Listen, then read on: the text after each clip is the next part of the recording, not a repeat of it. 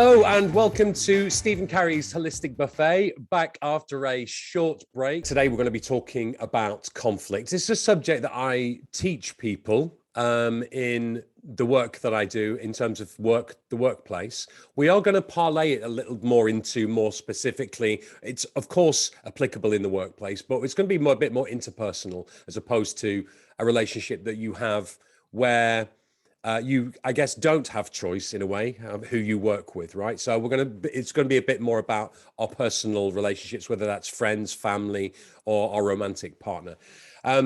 My background when dealing with conflicts is apart from doing it in the corporate sense, in terms of having to resolve issues between employees, has been. I used to teach this to doormen. So one of the things I've done, many things that I've done, is I used to train bouncers, and I used to be a doorman myself.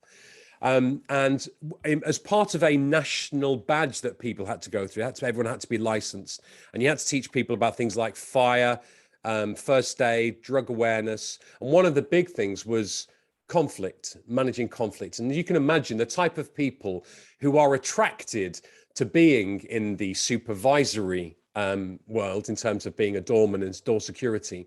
A lot of them tend to be not very conflict averse. In fact, they quite like it. In fact, if they have a night that it hasn't kicked off, then it's not a good night. So anyway, right. So I used to teach this a lot. And one of the things that I used to teach people is de-escalating. We're going to take things slightly differently because typically in the kind of day-to-day conflict that we face, chances are it comes from a place of you've got the same goals and the same objectives. Now, it's difficult to convince someone who's drunk and falling on the floor and trying to start a fight with their girlfriend in a bar that they are coming from the same goals and have the same objectives. Right. So it's going to be slightly different, but I've got quite a varied experience in looking at this subject. So let's get on with it. Let's go into our entree and talk about managing conflict. Okay, it's a subject that I think we all have to deal with as a function of being human beings. When you say, Carey, you're not good with conflict, talk me through that. What's been your experiences? What are your, where does that come from? Right. So I think that as with anything that we struggle with, it relates back to attachment theory. Mm-hmm. And so it's a couple things. One is that I think I spend a lot of time avoiding conflict to keep the peace in a household when I was growing up as a child, right? So, and also knowing that entering into conflict as a child who wasn't really allowed to have much of an opinion would only result in me losing. So in a way, I associate conflict with me losing, at least as a child, or everybody losing. Yeah. Because I never really saw conflict evolve in a healthy way. So for me, conflict always kind of had that negative connotation of my side doesn't get heard, the other person's side doesn't get heard. And in the end, it just ends up being a fight where everybody walks away and is silent. Right. So that there's part of it there.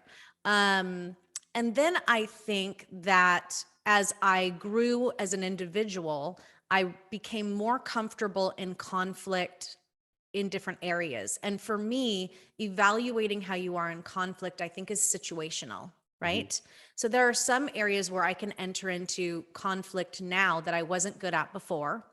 I can enter into conflict with female friends a little bit better than I did before. I can voice my opinion a little bit better than I did before. I can enter into conflict in a work environment pretty well. I can enter into conflict when it comes to raising my child, right? Because she's 11 now. And so she has an opinion and there are times of conflict.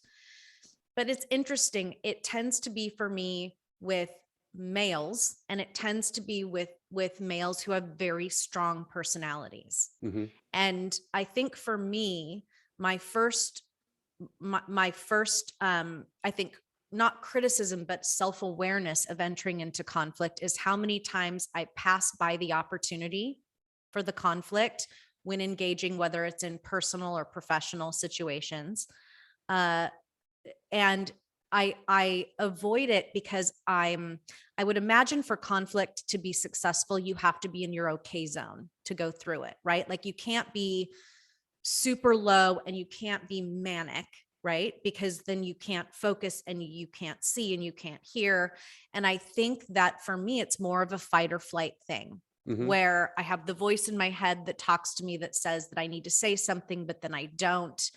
And then I just get that fight or flight where I just want it to flight and avoid the situation at all costs. Right. So for me, I guess one of the first steps would be just being aware, practicing some box breathing. It's like before I enter into the conflict, being aware of where I am. Okay.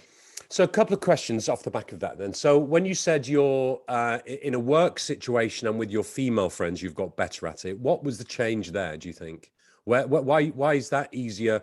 Of course, from the male perspective, it's your the father figure of not being able to, and everyone's wrong in a family. When you're the kids, you have got less stakes because the parents are in charge, right? Right. So I think a lot will come from that. What was there any significant change in terms from a work perspective or with your female friends? You said you got better at it.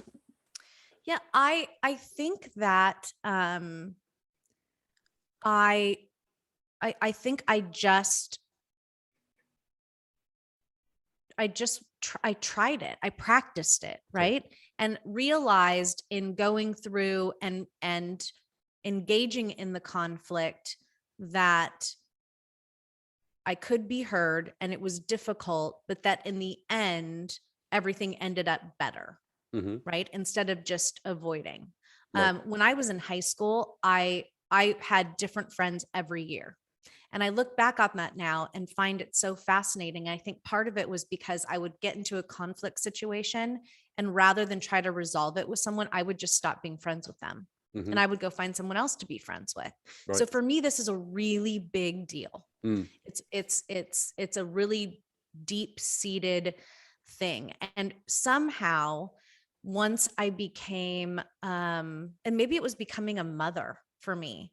I want to say that that's around the time when I started to not be afraid to engage in conflict. Right. I just think I realized that I could do it and I could enter into it with my head on my shoulders. There's nothing worse than getting engaged in a conflict with someone and you just feel like, again, you're this little kid. And I think I go back to that a lot.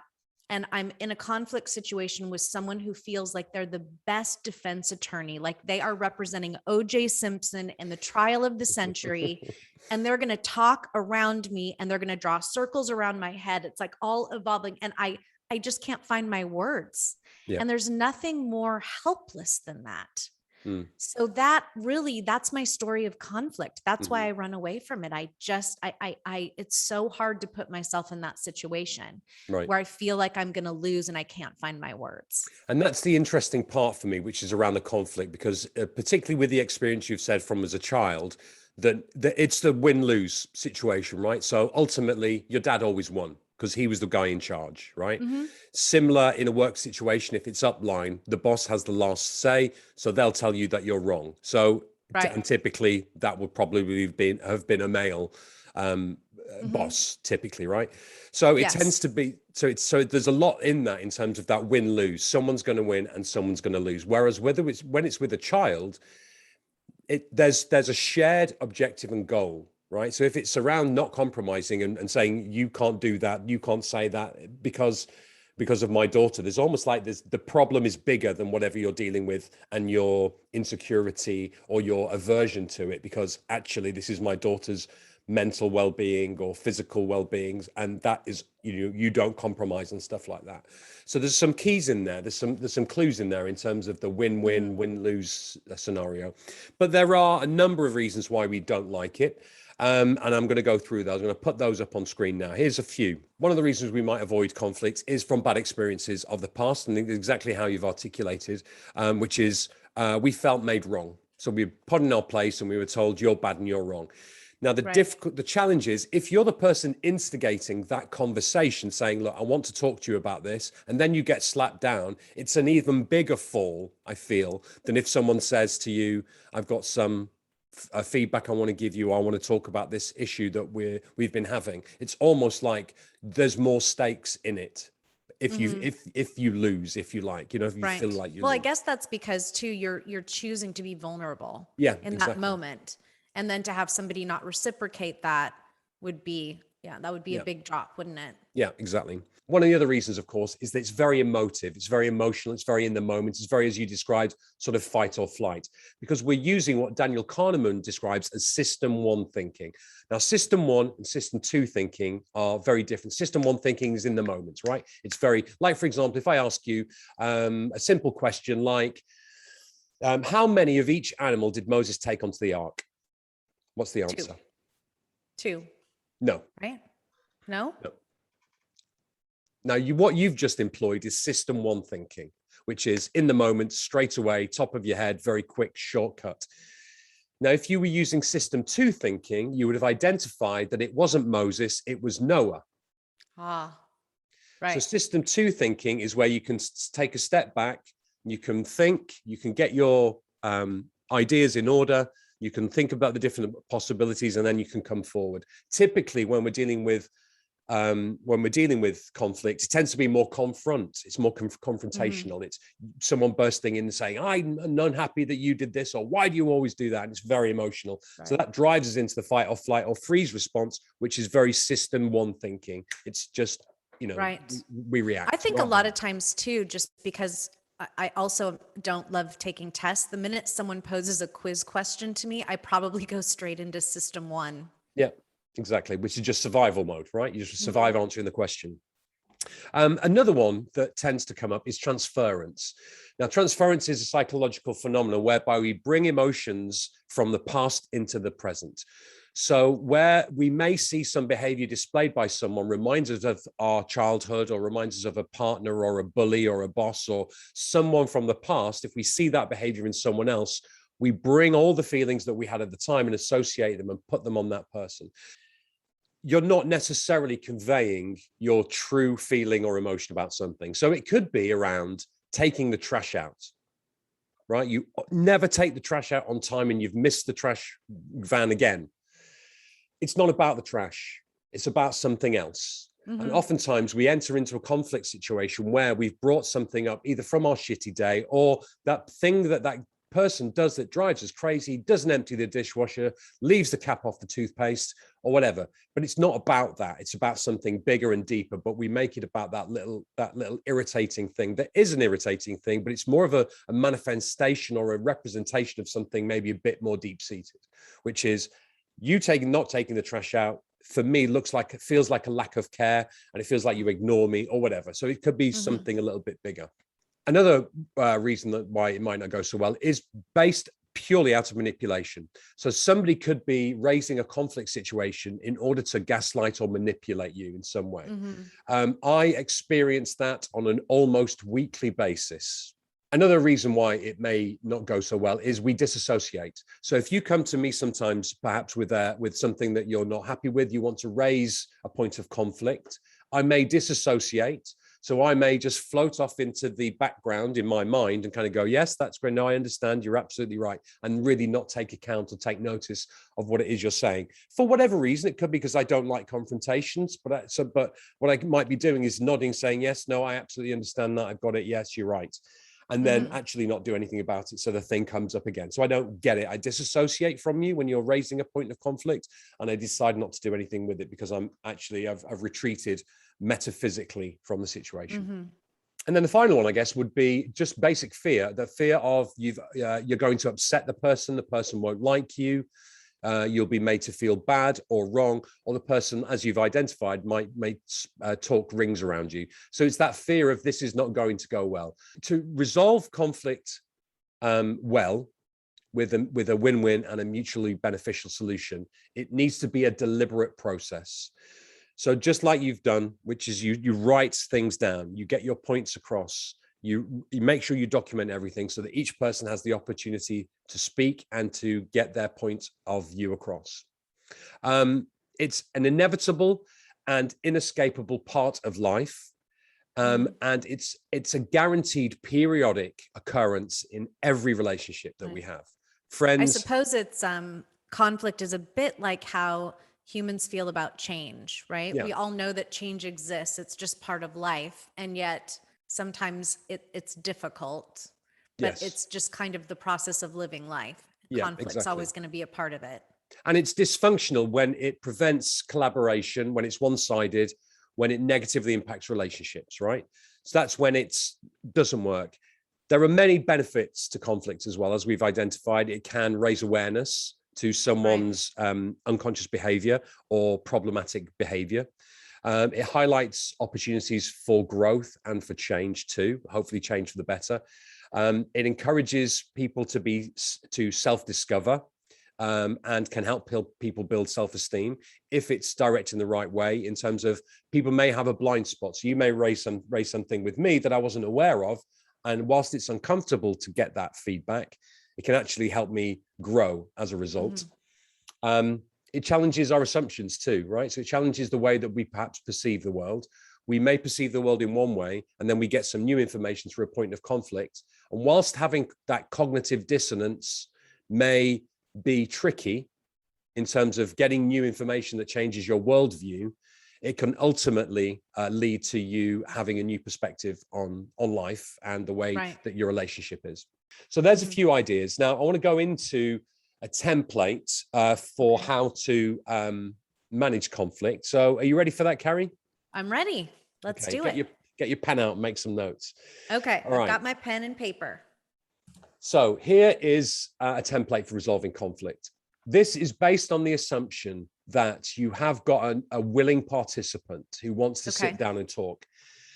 And even the very leading up to the, can we have a conversation about this, and setting some proper time aside can be a big process, because of course, you know, it's like hearing from your boss, could I just have a quick word? Of course, we always automatically think this is going to be bad. Yes. So it's quite daunting to hear that. So, you know, if you sit down in a relationship, I mean, I've had times where I've been in romantic relationships where, can we sit down? We need to talk. Yes. And that's the 4 most awful words. We need to talk. Right. From a man's perspective, at least anyway, because I'm going to hear. It's sort of like a flashback to when you were a kid and your mother used to say, go up to your room and wait for your father to get home. Yeah, exactly. All right. So first step is listing the facts from both sides as you see it. So writing down whatever the point of conflict is, this incident happened, or this series of incidents has happened. What are the facts? So not the emotional side of things. What are the undeniable facts of the situation? This happened, and this happened, and that happened. So trying to separate the rational from the emotional. It's almost like, what would the video of that incident or those incidents tell us? The next stage then is to set an objective, right? So set an objective for the discussion. So we've got the facts out of the way. We understand what's occurred. Now, each person says what they want to get from the discussion. So once again, it's important not to put the emotional stuff in there at this stage. So what I want is to resolve this situation, to make sure it doesn't happen again. I want you to understand that what I was uncomfortable with, I want you to change something about the way that we interact or the way that we are working towards this. So you set that objective, and the other person does the same too. But you both set an objective for that discussion. And it's important that you both do it, because otherwise, right, it becomes about your role. Yeah, it's a one-sided exercise. Great. So that's step 2. Step 3 is where we go into a bit of more of the emotional side of things, and it inevitably will come up. So strap yourself in on this stage. This is where you highlight on. Yeah, exactly. This is where that I don't run away from my microphone. Yeah, this is where we highlight the causes from both sides as we see them. Right? Causes. Yeah. So we talk about what we personally have and have not done to contribute to the situation, as well as highlighting what the other person has and has not done. Right. So we state, right, this happened, and I think the reason that happened is because I, dum, dum, dum, and I also think you, dum, dum, dum. And you would sort of understand where each other is coming from in terms of the causality. So this incident happened, and here are all the things leading up to it that I think went wrong. Some of the things I did, some of the things that you did. So some of the causes of the conflict might be amongst these. So it could be a perceived lack of care, right? So I don't think you care like I do. Mm-hmm. Perceived judgment on behalf of the other person. I think you judged me when I did this or said that. Poor communication, classic one of something that causes conflict. Someone not explaining themselves, or someone saying Right. something that the other person took in a bad way. Jealousy is another point of conflict. People just generally drifting apart. Drugs and alcohol can be a big, Mm-hmm. stimulator for points of conflict. Insecurity about a relationship. Mm-hmm. Any personal insecurity that I might have. Competition. If you feel the other person is being competitive unnecessarily. Uncommunicated expectations. So if my golden rule is you take the trash out on a Thursday, if I've not communicated that to you as an expectation, then if you fail to do that on a Thursday, then that's going to cause some conflict, because I'll say, oh, the trash isn't out. It's always supposed to be out on a Thursday, but I've not communicated to you, I expect you to do it. Other people influencing from afar. A big one in families, this, right? So when you have someone stirring the pots because they think something's not gone right. Right. So the next stage is then asking questions to clarify the reality, right? So Right. from the causes we've looked at, so we've got all the root causes, is asking any clarifying questions to understand what the reality of that situation might be. And try and avoid why questions. Well, why do you feel like that? Because what comes after a why question typically is another why question. So why questions tend not to be very useful. Well, why do you feel like that? Well, because you did this. But why do you think I did that? Because of this. Well, why? There's always another why question after a why question. So that's just my little kind of personal tip, which is trying to avoid Okay. why questions. And I So think that's a really important tip. I didn't mean to cut you off there, Hmm. but I think it's important because you talked at the beginning about making sure you stay curious as you're working through the model, and making sure that you understand the other person's perspective. And so I think naturally when someone tells me to stay curious, then I want to ask questions, and that question could start with a why. But I can see how by using other phrases that might be more valuable. Tell me more about this Yeah. would be a better way of saying something in an argument or in conflict, rather than saying, why do you feel frustrated? Yeah, because it comes across as accusatory, right? When you say to somebody what you're in that, if there's a lot of emotion behind it. So instead of a why, let's say it's the trash thing, right? So let's say it's, you don't take the trash out, and for the last 5 Thursdays when I was traveling, or it wasn't taken out, etc., etc. So, well, why do you think that that's my responsibility? Well, because you're the guy. Well, why should I? Rather than what can we do to improve the situation, or Right. how does that make you feel, or something along those lines. But just clarifying what the reality is in terms of and also things like, and what made you feel like that, rather than why do you feel like that. It's just a slightly different question. Good tip. So the next stage then is, so we've uncovered everything's out on the table, and then basically you negotiate the way forward. Negotiate what's the best way for us to get a win-win situation from this. Deciding a course of action that's going to resolve to the best of your abilities together. Okay, time for some dessert. Carrie, do you have any dessert for us? I have some delicious dessert today. At least cool. this is something I was really excited about. So you'll all remember that we had an episode on diet and nutrition, and we had my friend Johnny, Dr. Johnny, on, who is the author of many books, one of which is called The Great Cholesterol Myth, which was just re-released this year. And he was on a podcast, a health and fitness podcast, and I had a chance to listen to it.